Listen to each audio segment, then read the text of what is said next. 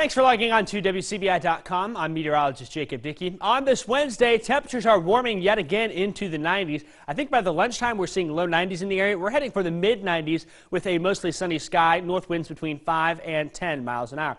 All the way up to 93 in Amory and in Fulton, 95 in Tupelo. Water Valley checking in at 94. We'll see those mid 90s into the Golden Triangle too. I've got 97 in Carrollton, Grenada up to 98. 96 in Macon, 95 in Columbus and in West Point. Warm into West Alabama as well. Our heat index values will likely be 100 plus in the afternoon.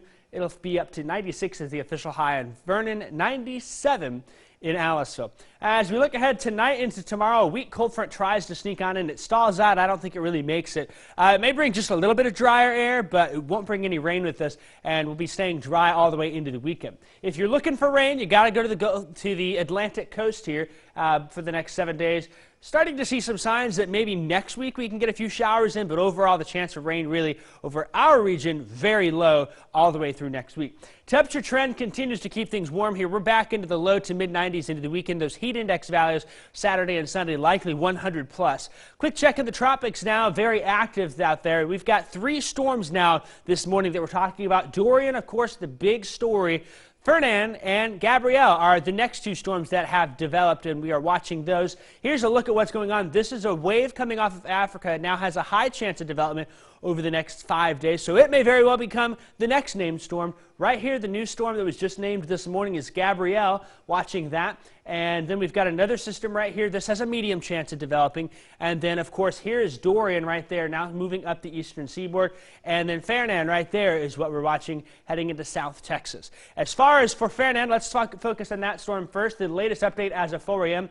has it maximum winds of 50 miles an hour moving west. It is expected to make landfall into Mexico as a tropical storm just south of Brownsville, Texas. Of course, bringing heavy rain into the Rio Grande Valley up towards Corpus Christi and Laredo. And then, of course, Dorian here is still moving up the eastern coast of Florida, finally moving north-northwest at 8 miles an hour with 105-mile-an-hour sustained winds.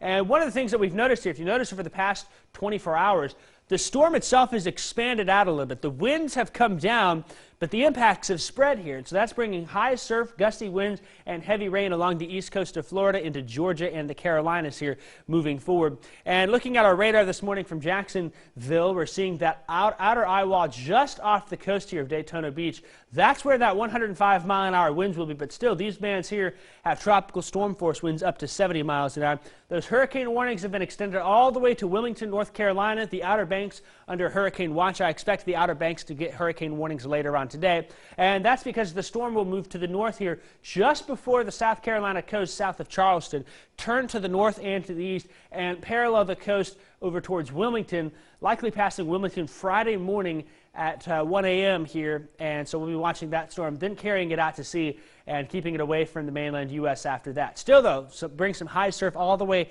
up into New England. Then the new storm is Tropical Storm Gabrielle here. It is off in the open Atlantic, and it will stay that way. No concerns with that as it moves off to the north and to the west, keeping it away from the mainland U.S. over the next 5 to 7 days. As far as for us locally, the tropics are active. We miss out on all of that activity, though. I think we're looking at a few clouds today as we go in the next several days here. Lots of sunshine continues. Temperatures will be warming up into the mid-90s yet again into the weekend.